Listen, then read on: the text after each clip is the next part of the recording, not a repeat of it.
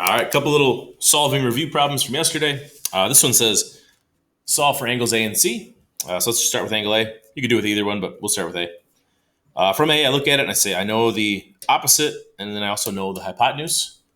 Opposite and hypotenuse is a sine problem. So I'm going to say sine of A equals 24 over 25.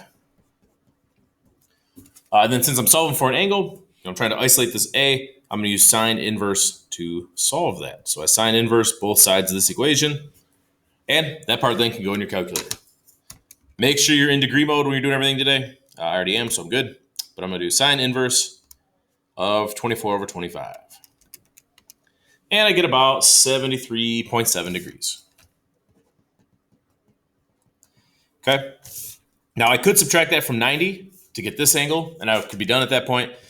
Just for the sake of making sure you're good, I'm going to show you the using, in this case, cosine. So I have adjacent and hypotenuse, so that is a cosine problem. So I'd say cosine of C is 24 over 25. And I would solve this one then using cosine inverse. So I'll cosine inverse both sides of my equation.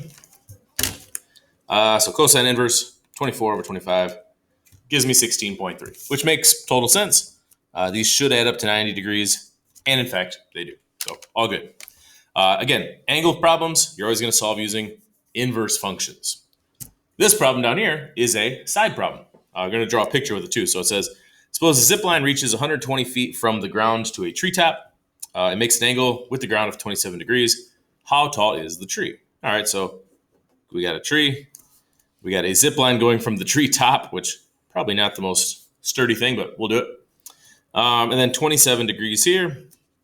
The zip line is 120 feet. And the question is, how tall is the tree? Now, we assume the tree is at a right angle, so we're just talking the height of the tree here, make things going. And at this point, we're solving for this missing height. So once again, we look at our angle, and we decide what sine, cosine, or tangent is this? Well, I know, or I want the opposite, and I know the hypotenuse. Opposite hypotenuse is sine again. So sine of my angle 27 equals x over 120. All right, then we're going to solve this out. 120 is going to get multiplied by this decimal. So I'm going to go ahead and just do it right in the calculator. 120 times sine of 27 is 54 point, and we'll call it 5 feet. So height of the tree, 54.5 feet. And then we're good. So again, this is a solving for side problem where we're going to set up the ratio and then solve for x.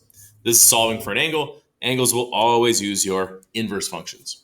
That's pretty much the main stuff from yesterday. So today we're going to move on and learn 3 new trig functions and those ratios and kind of continue with this concept of solving. So hopefully today goes pretty smooth.